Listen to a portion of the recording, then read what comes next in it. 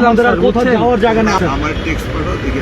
জি sir, অবশ্যই thank you so much sir. সিস্টেমটা যাচ্ছে, আমাদেরকে কেউ স্যার হেল্প করতেছে না। আপনাদের সাথে দেখা করার জন্যই আমরা আজকে আসছি স্যার এখানে। আমি এখানে যাও।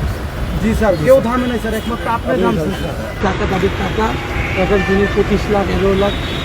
আমার ভিসা রিসেন্টলি ক্যান্সেল হয়েছে।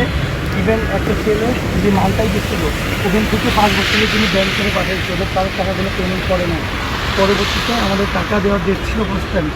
আমরা গেছি স্যার, যে ওনার অফিস চেঞ্জ করার বিভিন্ন অজুহাত দিয়ে একজনকে যে অফিসের লোকেশন অফিস চেঞ্জ করবে বলছে, যে অফিসের লোকেশন দিচ্ছিল ওখানে দিয়ে একজনকে পাকড়াও করতে পারে, একটা মহিলাকে।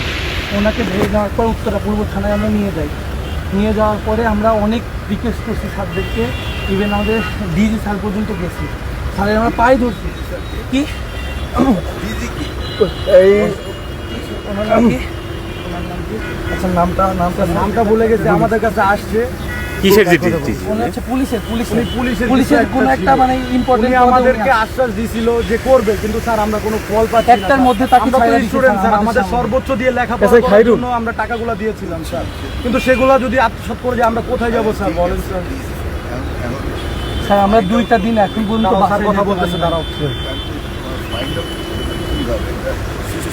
হ্যাঁ স্যার, আমরা এই সিস্টেমটা চাচ্ছি, আমাদেরকে কেউ স্যার হেল্প করতেছে না। আপনাদের সাথে দেখা করার জন্যই আমরা আজকে আসছি স্যার এখানে।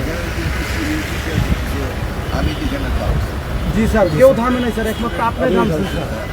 আমি ভাবছি student. Thank you so much sir. ওরা তো কথা জি জি নাম্বার 1 প্রফেশন যাও।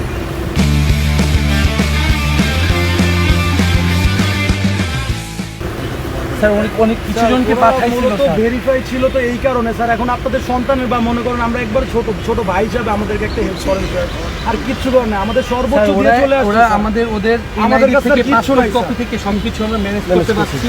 তারপরেও আমরা আমাদের কাছে র্যাবের সব কাছে রকম গেছি, evidence র্যাবকে আছে উত্তরাতে তারা আমাদের কেউ আমাদেরকে প্রথমে help মামলা করতেছে নিচ্ছিল না। না। পরে আমাদের ওখান থেকে একটা মেয়ে মানে প্রেশার ক্রিয়েট হয়ে সুইসাইড অ্যাটেম্প করতে গেছে, হাত কেটে ফেলছে। পরে যে র্যাব অভিযোগটা নিছে তারাও আর কিছু নিচে জানায় না তারা স্যার। এখন বলতে আর কল কিছু দিবে, জানাবে এখনো না। পর্যন্ত তারা কল একজন দেয় নাই অলরেডি স্যার। আমরা টেস্ট করতে পারছি, তিনি হচ্ছে দেশের বাইরে চলে গেছে। ওনার নাম হচ্ছে কি ওনার অরিজিনাল নাম তাজ, যে নামটা এটা অন্য কোন নাম স্যার। তারা ট্রেসও করতে না, তাদের নাম্বার পর্যন্ত খোলা, কিন্তু তারা ট্রেস করতেছে না, কোনো কিছু করতেছে না স্যার। এরা প্ল্যান করছি। জি স্যার, নাম্বারে তুমি টেক্সট পাঠাও।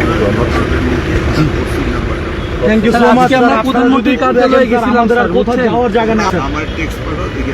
জি স্যার, অবশ্যই thank you so much sir.